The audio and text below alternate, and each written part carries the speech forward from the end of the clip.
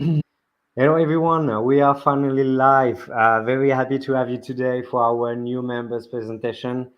New members joined the BGA during the summer, and obviously, the idea is to have the opportunity to know more about what they do, who they are, and they will have 10 minutes or so to be able to present themselves. So, without any further ado, because we have a lot to do on that video. I will ask Assad. Assad, it was a great pleasure to see you face to face in Gamescom, even if it was for a short period of time. But you're the first to go. You have the stage if you want to Sure. start introducing. Yeah, thanks for having me. First of all, I will share my presentation.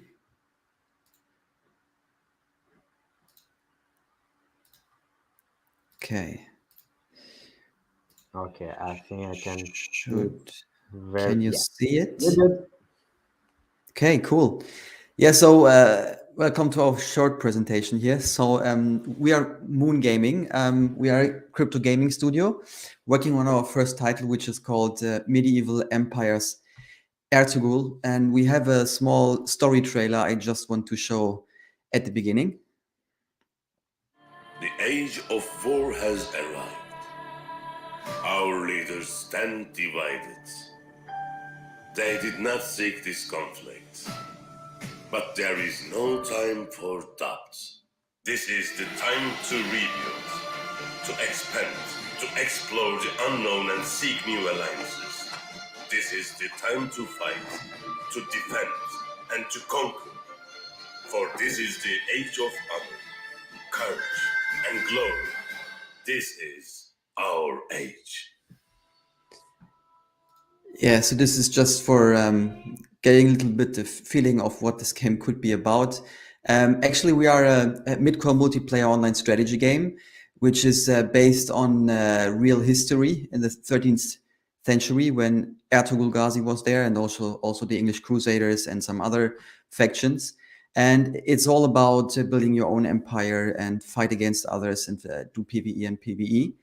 At the beginning, we will have the English Crusaders and the Kai tribe, which is a Turkish tribe. And then over time, other factions will join. This is also one of our USPs, I would say.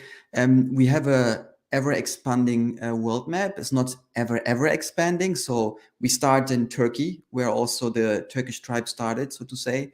And then we will expand over time until the whole world is the fighting space. Yeah, of course, the land, they will be NFTs, so they are premium NFTs. You can buy land. Um, it's in different locations in the world. We start in Turkey, as I said. And if you own land and you're a landowner, you can rent that out to other people in the game and you can get a tax on that. So you can earn money while owning land.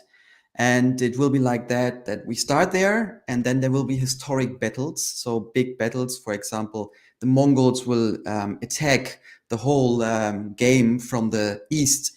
And if the server and all the players fight against the Mongols and they will win, then the map will expand to the east, and then the Mongols will be the third faction who will join.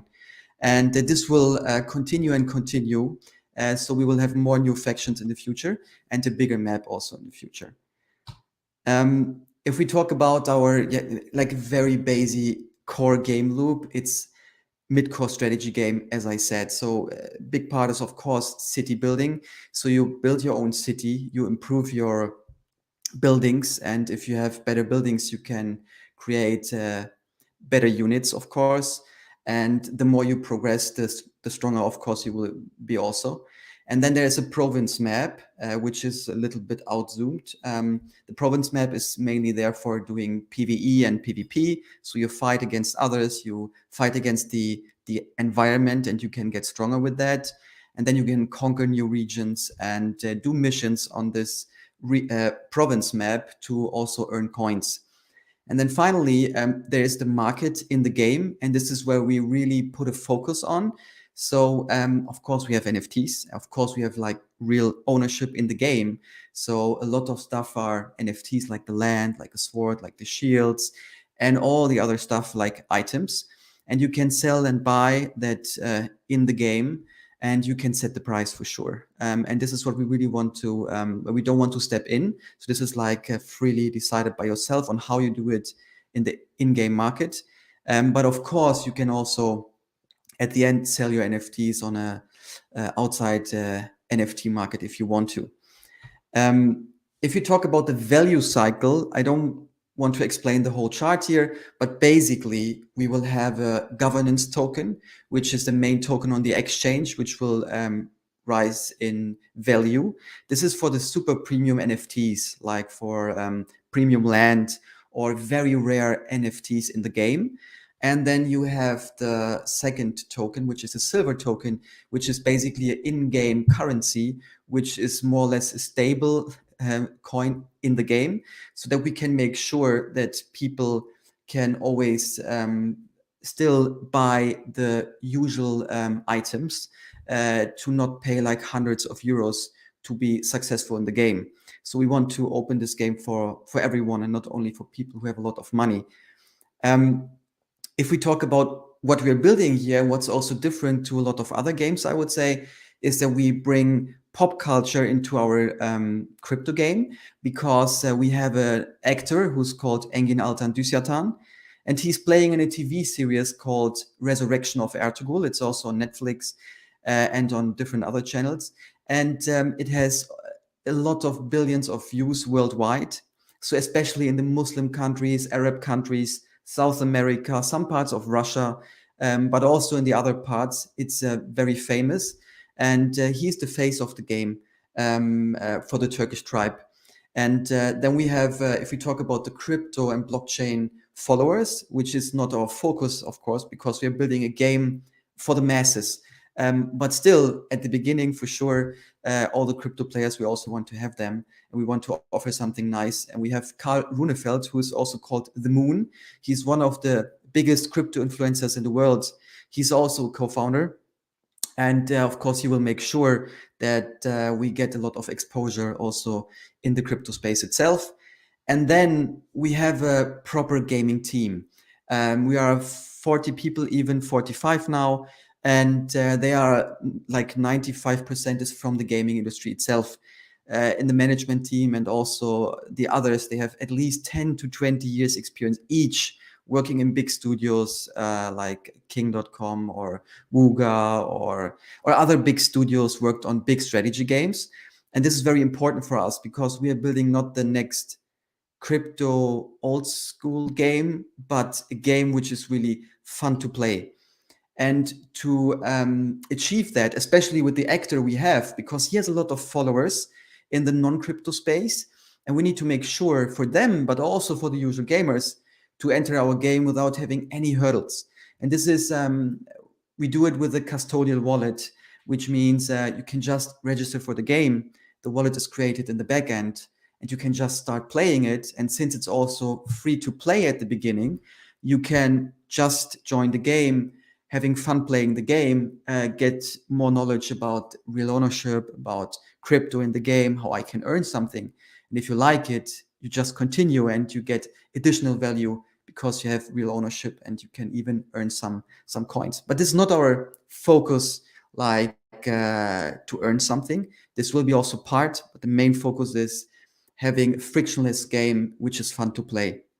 And then if we talk about the environment, that's an important point for us. For MoonGaming, we have 3 values, like with people, planet, prosperity. And the planet part is so important that we also use 1% of our whole tokenomics to put it into planet projects.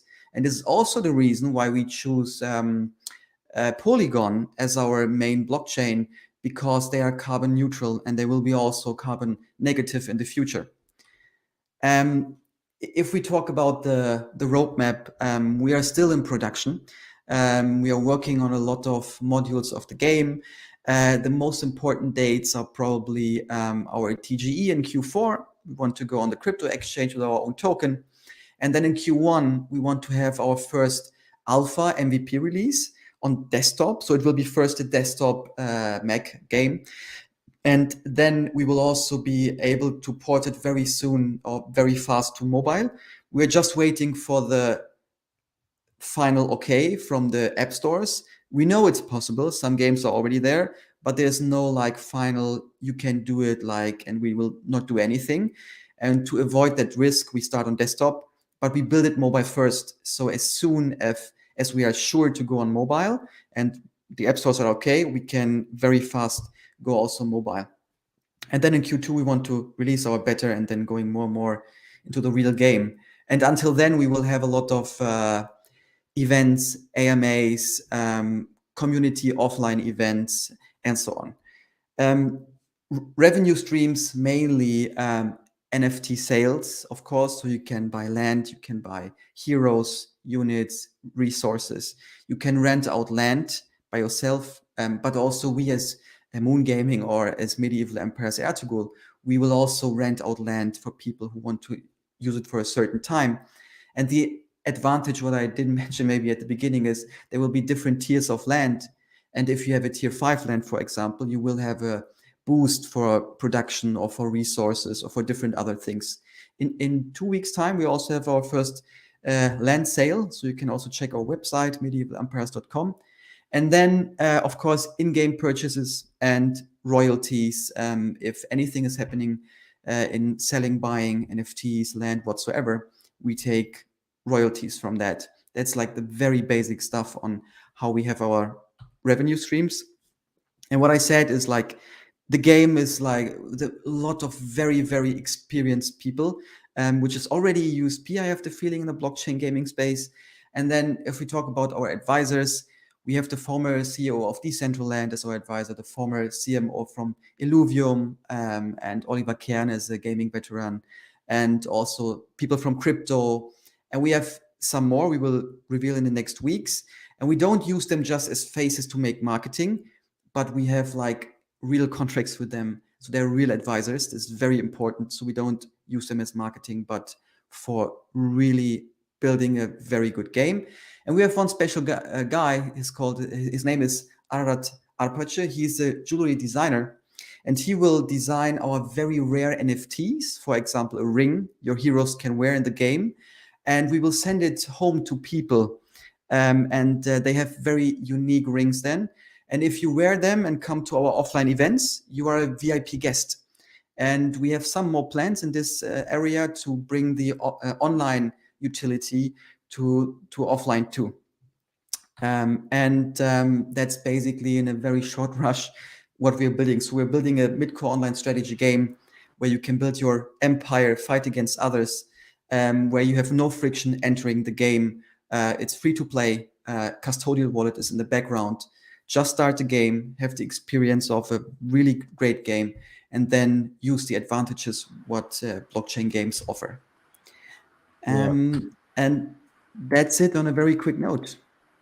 Yeah, thanks a lot, Asad. I know it's not easy for 10 minutes, but you did it very efficiently.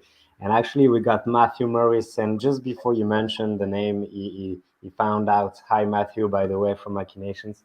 The Ertugrul, and I won't go further than that. Even Ertugrul was a bad pronunciation, if I may. So he found out the character you just mentioned. So thanks again for the introduction, Asad. And obviously, it will be a pleasure to have you along the way and the development of the game for Q1. Also, to have the opportunity for us to. We are also happy to talk more about. We have some solutions for NFT inflation. We already have a solution for that, and some other solutions like with bots, with the bots issue. We also have some solutions here. So a lot of that we already tackled some months ago and implemented in our game. Happy to talk about it. Awesome. Thank you again, Asad. Thank you. I will give the mic, or I will ask Samir from Absolute Labs if he can join the stage. Samir, are you ready? Yes. Hi, everyone. All right. Hi.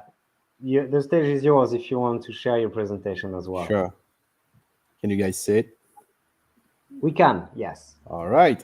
First, thank you, Asad. I'm a big fan of Ertugrul. Actually, I've watched the series on Netflix, and I got so excited that I told my wife we need to go to Turkey and discover Istanbul. But I'm really excited that, hopefully I can be one of the first players of your game. Congratulations. Thanks. It's an amazing one. All right, can you guys see my screen well? I'm gonna put Yes, it yes, we can see. full screen. All right, all right. So we are a marketing technology company. We two co-founder, myself and Anthony Gardez. I'm based in San Francisco. Anthony's in Montreal. We have a team as well in Paris, in France. We are Martech entrepreneurs. It's our third company in this category. We exited the two first. 2 years ago, we got excited with Web3, starting a crypto fund, and realized that there was no real kind of customer engagement platform in this industry. So we decided to create it. And the reason we're joining BGA, and thank you for welcoming us, is we realize games, and we have a lot of customers now in this industry on the gaming metaverse, are today handling for some of them millions of players with wallet first engagement, and existing tools in this category do not really provide what we want to present here. So we define ourselves as a kind of a wallet relationship management platform, kind of a Web3 CRM. We launched our product 2 months ago after working almost 12 months on it. We onboarding currently 1 to 2 customers per week on the top 100 Web3 companies, and few Web2 as well that are operating in Web3. Our product have 3 main features. One is called Insights, with some analytics that I'm going to show you in a minute, where we have structure for a marketing executive. It's not a tool for traders. It's really a tool for marketers here. Real-time audiences view on any NFT, any token, any on-chain data on the blockchain. We have an advanced segmentation tool we call Audiences, that is allowing actually the marketer to combine on-chain data with first-party data across 250 million wallets. We're covering Ethereum and Polygon, and we're going to be covering more chains by the end of the year. And finally, we have a kind of a journey builder. So it's the marketing automation and orchestration tool here, but it's going to be leveraging all this data with campaigns, whether it's airdrop campaigns, Discord, email, Twitter, SMS, and more. So this is, sorry. I'll come back here. So we believe Web3 marketing is the new marketing, and it's changed a lot of things here, and it's very difficult for existing CRM marketing platform to transition here. And the reason is these 4 actually things here. The identity, in Web3, as you guys know, users are anonymous versus they have a known identity in Web2. In Web3, it's decentralized. There's no control, and decision making is not centralized anymore. At least we're trying to. Communication is different as well. Wallet airdropping is a very fast way to engage user if it's done the right way. And then stakeholders are different in Web3 versus Web2. In Web2, there is one stakeholder, the customer. In Web3, it's going to be customers, users, investors, developers, partners. I mean, and we have to handle each of these stakeholders with different incentives, and they have skin in the game, which is quite different than Web2. So, there's multiple, the wallets have also, and we see more and more utilities behind wallets, consumer identity.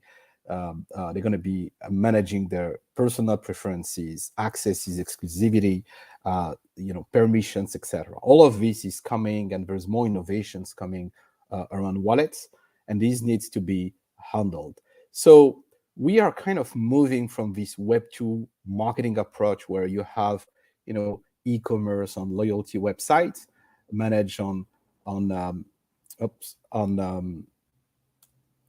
to come back here. Sorry. I'm going to pause it here.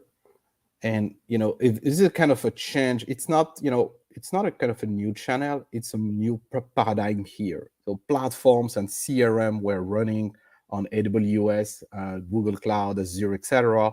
Going through email, SMS channels, and running through platforms that are like currently the leaders on CRM and marketing automation, that are Salesforce, HubSpot, etc. They are Web3 is about dApps, exchanges, NFT marketplaces, games, DeFi, where actually interaction is made through wallets, and the platforms are running on blockchains. So it's a kind of a different, obviously, world, but needed a different platform here. That's the reason we started our product. So starting with analytics, where our customers today are going to be using our on-chain analytics to position their brand, identify competitors, watch potential partners. You're going to see here, as an example, a quick view of Moonbird, where we're going to see some kind of high-level metrics here, but some unique, I would say, marketing metrics here, such as the stickiness of this collection. You see at the end of this chart that Moonbird announced a few days ago, as they did a kind of a large fundraising. So that's why we have this chart that looks good at the end. But we have some monthly active wallets metrics, average hold time metrics, all of the things that marketers are looking for, to take decisions here. So this is a quick view of what we call insights. Then we have a kind of very powerful segmentation tool that's going to be allowing marketers with a kind of a no-code approach, very simple here, to segment among 250 million wallets. You see here on the right, every time they're going to choose some filters here based on portfolio history, investment made, and first-party data. They're going to be able even to combine their own and ingest their own actually third-party data, whether it's a game, it could be the in-gaming analytics here, and they're going to combine that with the on-chain analytics and build what we call segments. Then they will be then able to start engaging with these segments and customers through wallets. So this is what we call a marketing automation orchestration tool here, where actually the marketer, again, very simply, will create this kind of robots with, starting with a segment or a transaction on the blockchain, a list of wallets, and then he's going to create a campaign with airdropping, webhooks, emails, SMS, as many as he wants, just based on some incentives. For example, in a game, players that have reached a certain milestone will get incentivized, whether it's going to be an email, or if you don't have the email, it's going to be an airdrop. Anyhow, this is how actually they do it today on tools like HubSpot, Salesforce, Adobe, but with emails. Here, it starts all with customer ID is actually a wallet. And we're covering here, airdropping, webhooks, email, SMS, push notification, Twitter, and Discord. We're covering all these channels, and actually we are again, covering several chains. So this is a quick view animation on how it works and how marketers build customer journeys with these different channels. We see a quick example here, and they can actually define in a very simple way here what kind of airdrops they want to send. They can airdrop tokens as well as NFTs. Thank you everyone. Here's a quick view and contact details here. Thank you very much, Samir, for the presentation. Very, very interesting. It's interesting to see how important it could be to engage with a specific profile, specific segments of gamers based on his behaviors with the wallets. I guess for loyalty, for retention in the game. So it makes it very interesting to go through these Web3 data. So I'm sure we're going to be able to have you on the specific panels as well to tackle these analytics matter in the gaming ecosystem. So yeah, thanks again for your presentation, and happy Thank to you. have you in the BGA. Welcome. So next person I would like to invite will be Tuna. Tuna, if you're ready to do your presentation.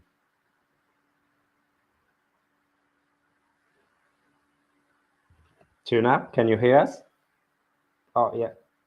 If you're ready, it's all yours. The stage is Yes, yours. I am.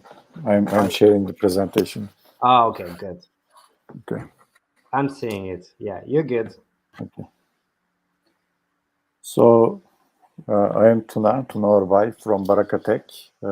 Today I'm going to talk about CAF NFT.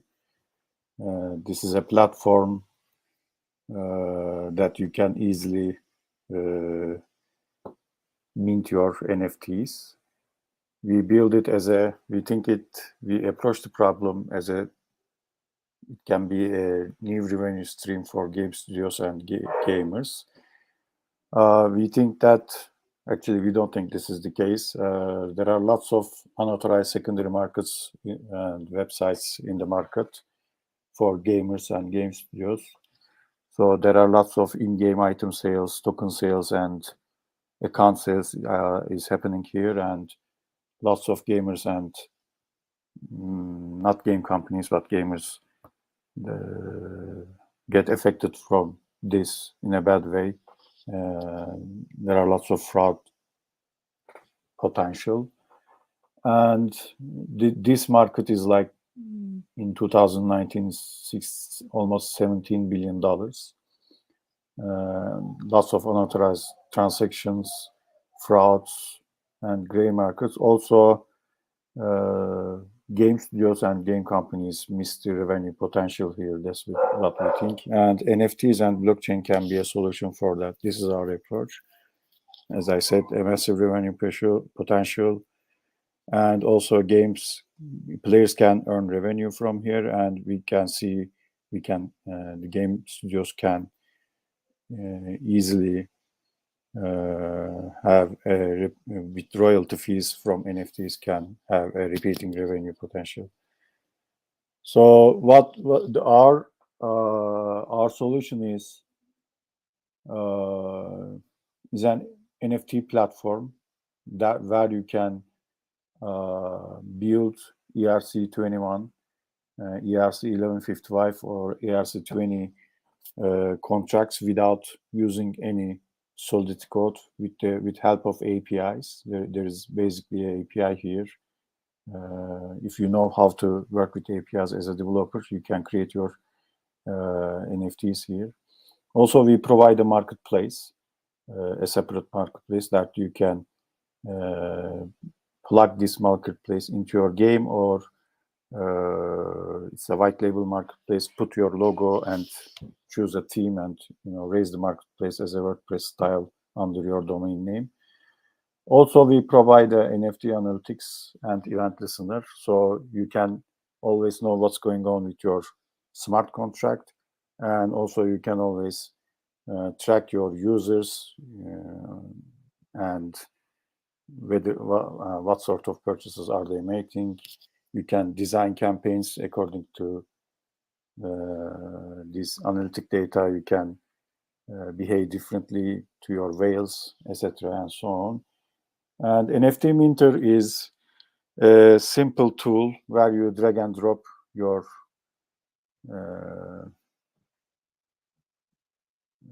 media and easily create this NFT. Also, there's a back office here, which we launched currently this week.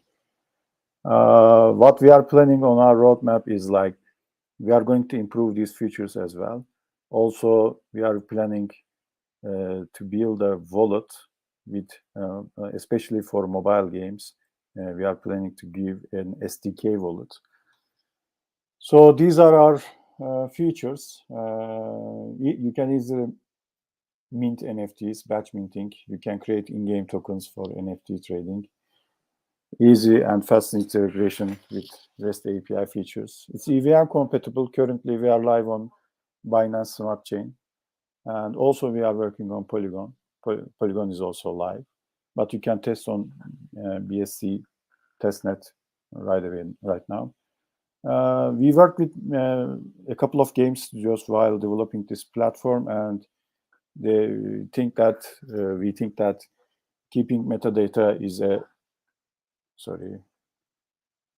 keeping metadata in the database would be a good feature.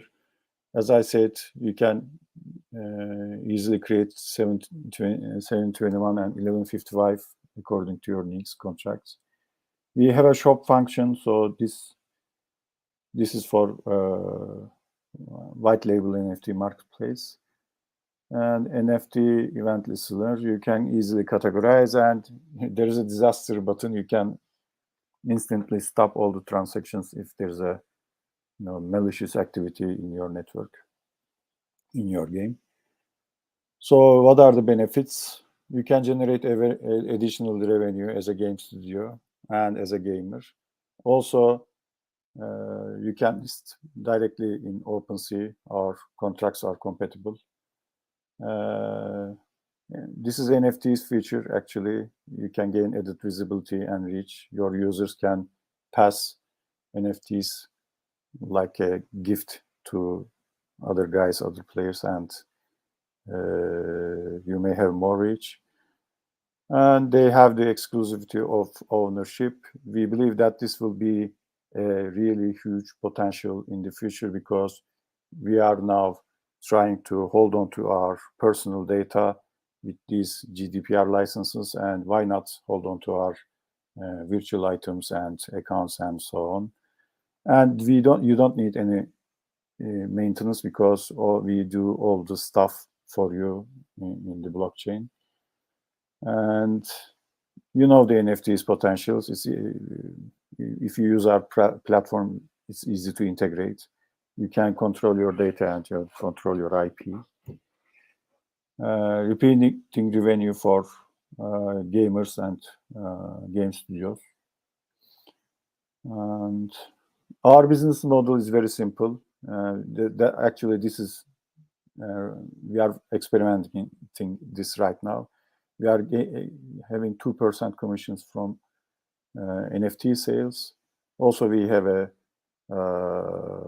we might introduce, if there is a lot of API calls, there may be, we may use this model as well. But currently, it's not here, but some game companies provide to give their users free NFTs. So we do a simple monthly basis, a subscription fee as well.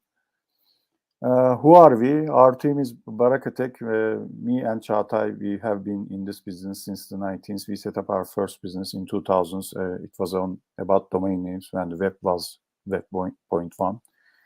After that, we set up Nokta.com, which is a social media company in Turkey, invested by Intel. And we met along the way with current partners, Ali, who is a great guy. He's the architect. And Erdem, he has a game company, also a very successful game company. He's reaching with millions of users. And in 2018, we set up BARAKATECH. Baraka is the company that owns CAF NFT platform. Also, we have some expertise, actually a lot of expertise in blockchain. We built in 2018 probably one of the first, if not one of the first, maybe one of the few applications in the region called MenaPay. It has its own blockchain and it has its own wallets. So we have some experience. So that's it, basically, from my side. Thank you very much for inviting us. Thank you very much, Tuna, for the presentation. It was very interesting, and I'm sure we will be able to go through specific elements of the presentation you just mentioned through our other panels as well. So thanks again. And without any further ado, I would like to continue with the next speaker, just to make sure that everyone will have their 10 minutes of presentation. So if you're ready, Devon, as well, to take the stage, your turn. Sure. Hi, everyone. Can you hear me? Yes, perfectly well. Perfect. Great. My presentation's up as well. Great to meet everyone.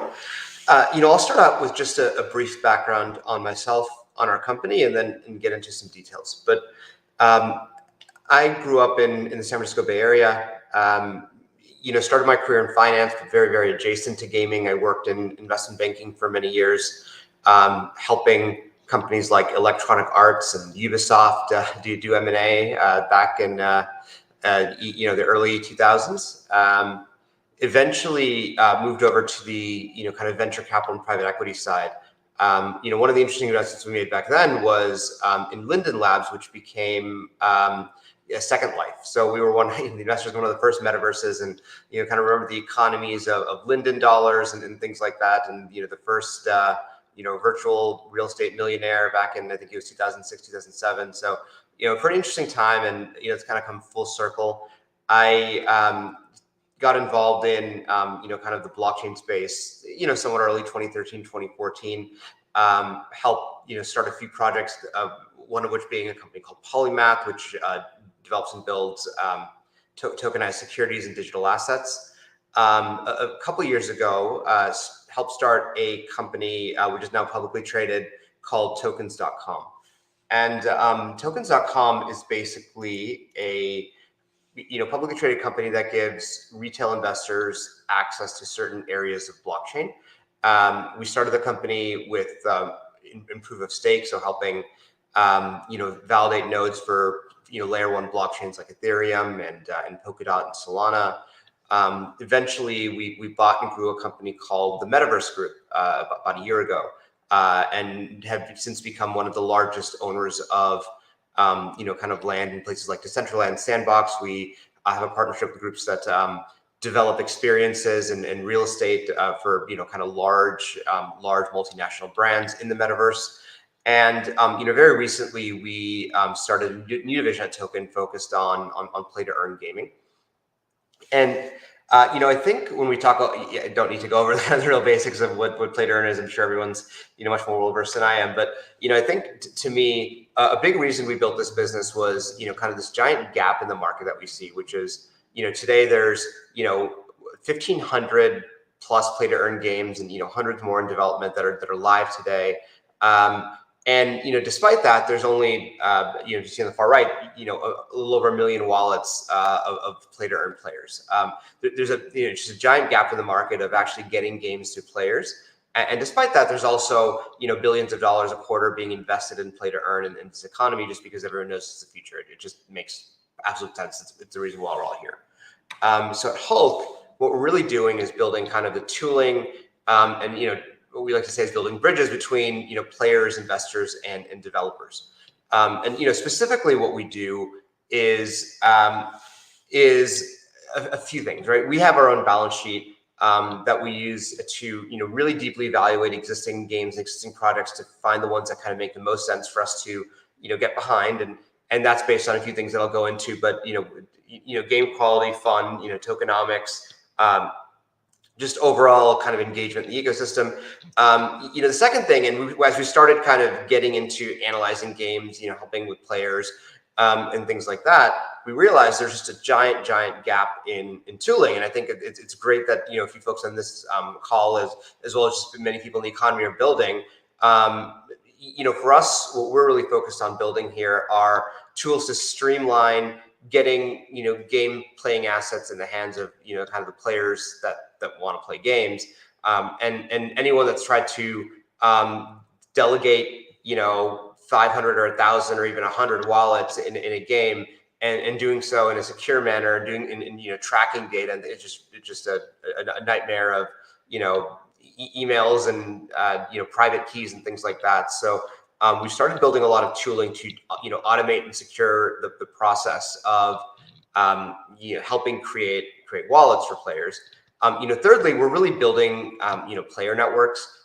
So I know guilds are a really kind of popular topic, and can be polarizing in many ways in this space. I think the one thing that we do a little differently, and this is maybe just our early philosophy on this space, is that in the same way that I think back in 2000, let's call it 2008, 2009, 2010, when companies like Uber were launching, like Uber has done much better because it's like a centralized company with like a core management team, more so than sort of an open ecosystem like a DAO. And I think for now, that for us, that rings pretty true on the guild side as well. So we're kind of running these player networks a little more like an organized community of people than an open ecosystem.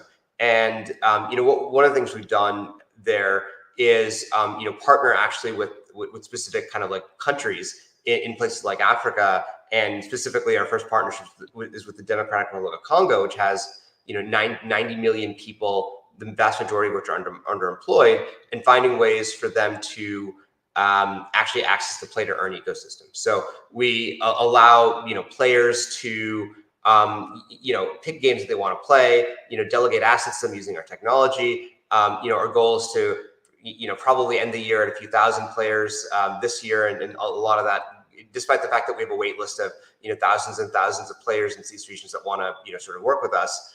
But I think that part of that is just the technology getting built up.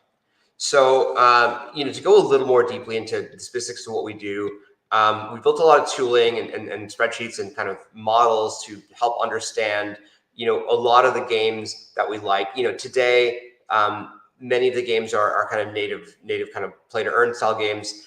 But I think over time, as a lot of folks on the call kind of identified, gaming is going to move into a merger of free to play and play to earn. And as these kind of models merge, our thesis here is that there's going to be different types of ways to create value for players, like and sort of capital as well, and that can include leveling up weapons. It can include building teams that are kind of like loose organizations. But what we really do is try to dissect and reverse engineer kind of tokenomics of games to identify games that we think have the highest potential, as well as games that gameplay strategies that we think make the most sense. We publish a lot of this data on our website at hulklabs.com. We'll continue to do more of that, but feel free to visit. The second thing we do, as I mentioned, is building a network of global players. Today, I think by the end of the month or so, our goal is about 1,000 to 1,500 players, probably about 3,000 to 5,000 by the end of the year. I think for us, it's very much of a J curve of players. It's not that we'll scale linearly. It's really once our tooling is sort of ready for mainstream, I think we'll be able to kind of ramp that up by an order of magnitude pretty quickly. A big part of that is introducing new ecosystems and economies to the gaming sector. I think again, showing the fact that there's just 1 million wallets out there, or a little over that, playing games actively these days. I think there's just, 700 million people globally that make less than $1 a day. Many, I'd say a simple majority at the very least, have smartphone access or access to kind of devices. So I think there's just this opportunity waiting to happen. And we're sort of hoping to kind of kickstart that flywheel.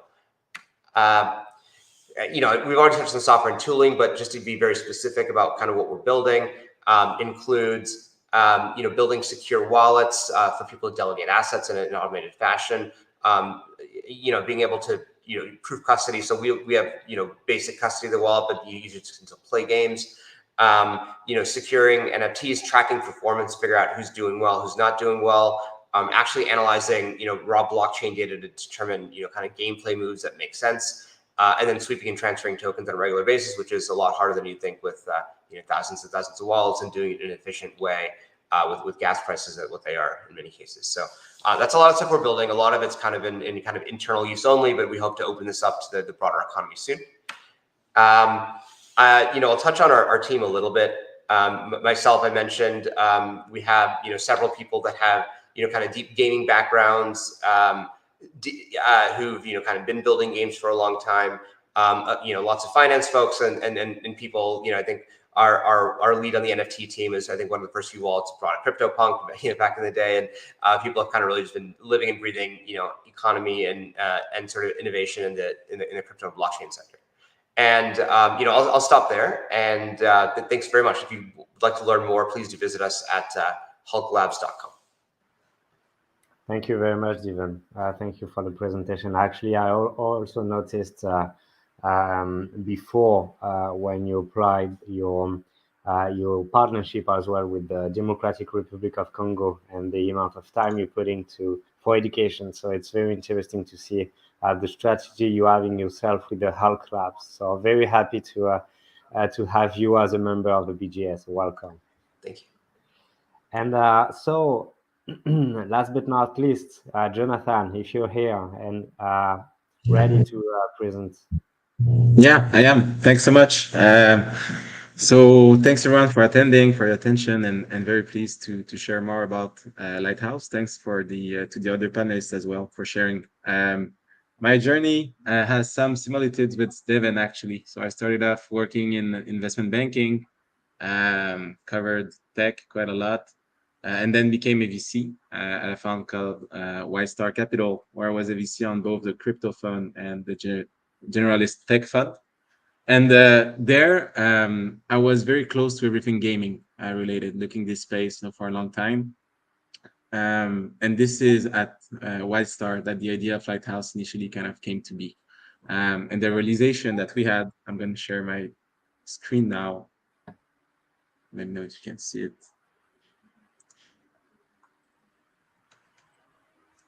Can you see it, guys?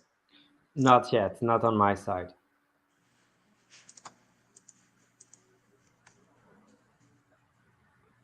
Okay, yeah, you're good. Good, okay.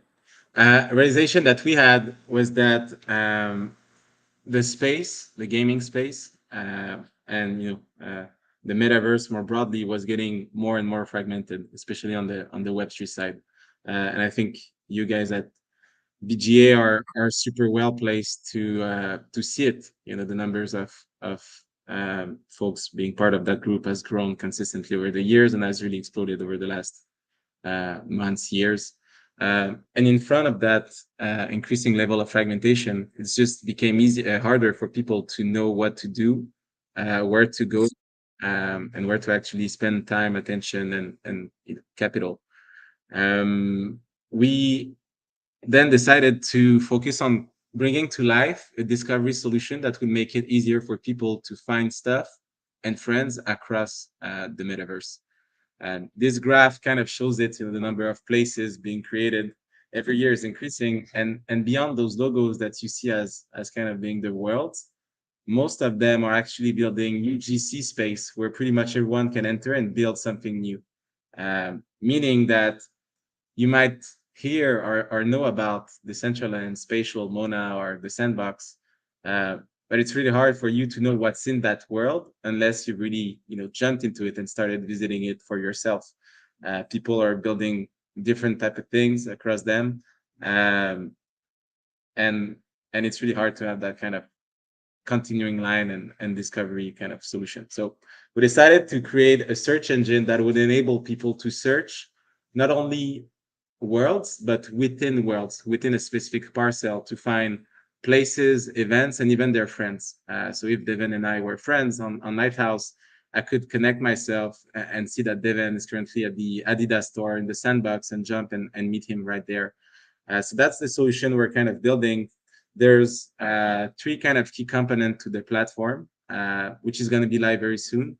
The first one is the search. So I have a very small demo afterward that you can all see. But really the intent is to make it as easy as possible for users to discover nice places to visit, join events that are cool, and find their friends. This is it. Reducing the time to discovery as much as possible. The second piece, which is very important, is kind of the social element of it. So there's this whole generation of mostly kids now on Roblox and Minecraft, and increasingly, folks interested in building in Web3 worlds that are creating amazing experiences, millions of them across Web2 worlds, and we are convinced that those emerging game designers leveraging new tools such as the one we've discussed so far that reduces the barrier to creating an experience inside a gaming environment are actually going to become the YouTubers of the future. Everyone will want to be one, and then this is our culture will be shaped from a bottom-up fashion. We're going to have folks creating games that will bring together millions of people. And so what we want to do is, beyond the search that we provide, is actually empower those creators to have a profile that lists every experience that they've built, regardless of in which world that is, and enables people to jump in those experiences in a frictionless fashion. And so if I was a creator and had my Lighthouse profile that could have my builds across many different worlds, people could follow me, and this will influence the recommendations that they see when they search. Every time a new build is created, I would be able to push that to my followers, and the relationship will actually be much more intimate between the creators themselves and the following they'll build. So for now, the tools that we have do not enable easily users to find interesting stuff to do and get closer to the creators themselves. Then the last piece, which is also very interesting, is if Lighthouse ends up becoming a tool that many people use to discover their friends and discover nice things to do, we're going to have a lot of interesting analytics and information around the type of things people do. One of the first reasons why we actually created Lighthouse in the first day, Justine and myself, my co-founder, was that we were really convinced that a search engine for the metaverse would exist, and that we were also convinced that it could be designed in a way that would be extremely intrusive for users and generally just bad for society. And we wanted to be the one building it to make sure we could control how that came to be this next kind of potentially big social media or search platform where lots of first-party data is actually originated. And so the way we'll actually manage all that analytics and the long-term vision of Lighthouse is actually to create a data hub that's basically going to be a market intelligence platform that's going to be tiered, where every creator, every brand, everyone interested in accessing that data, that first-party data around search, around social relationships could, but that data would always be grouped, aggregated into categories, and never, personal identifiable information. And then the capital and revenue generated from that data hub will actually be redistributed among the community to the experiences that drive the most traffic. And so this way we could create a network with a real flying wheel, where the content that's actually the one that brings users and the content creators are actually rewarded for being there, for bringing those things on Lighthouse. And I think the incentives are much more aligned compared to the tools we're used to see now. How it looks, very quickly, a small video on it. People log in.